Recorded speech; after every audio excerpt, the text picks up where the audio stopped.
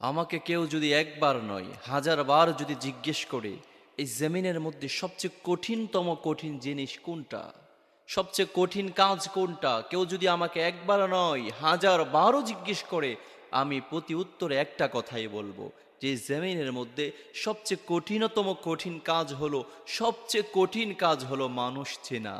মানুষের চেহারা দেখলে আপনি মায়ায় পড়ে যাবেন।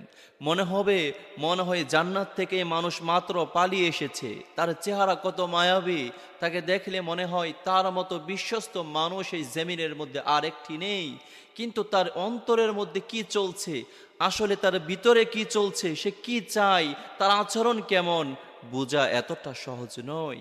এজন্য আমাকে যদি কেউ একবার আর দুইবার নয় হাজার বারও জিজ্ঞেস করে এই জমিনের মধ্যে সবচেয়ে কঠিনতম কঠিন কাজ কি, আমি বলবো মানুষ চেনা। মানুষকে এত সহজে চেনা যায় না।